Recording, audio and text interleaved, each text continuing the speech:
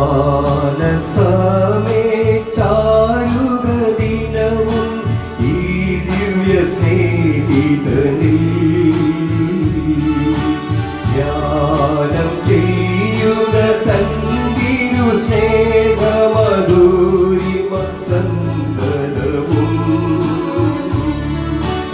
എന്തു ഖേദം വരിയിലും പതരാം യേശുവിൽ നിന്നാശ്രയം കരുതി അന്ത്യത്തോളം പൊരുതുക കുരിശിൻ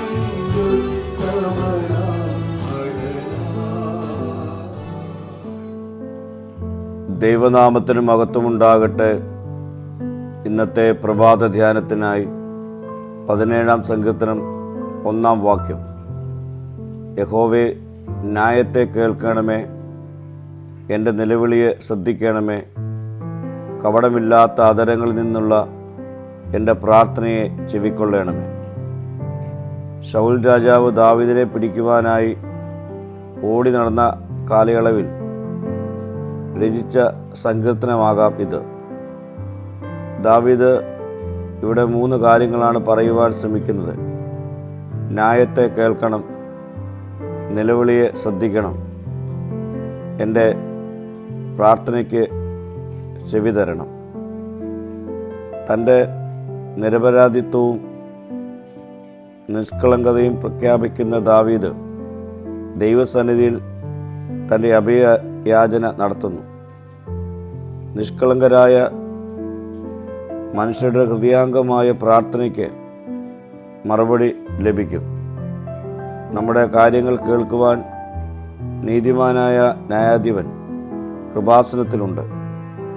നമ്മുടെ ഹൃദയം നേരുള്ളതാണെങ്കിൽ അവൻ നമ്മുടെ പ്രാർത്ഥന കേട്ട് നീതിയോടെ ഉത്തരം നൽകും. പ്രിയ സ്നേഹിതരെ, നമ്മുടെ പ്രാർത്ഥനകൾ നല്ല വാക്കുകളാൽ ഒരുക്കപ്പെട്ടതോ ഭാഗ്യമായ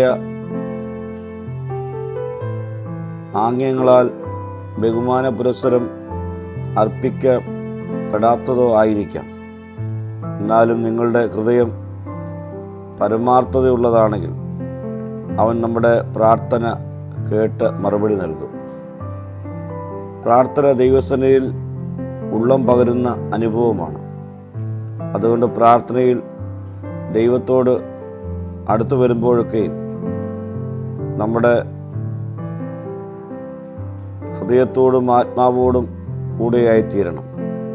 അല്ലാത്ത പക്ഷം പ്രാർത്ഥനയ്ക്ക് മറുപടി ലഭിക്കുകയില്ല.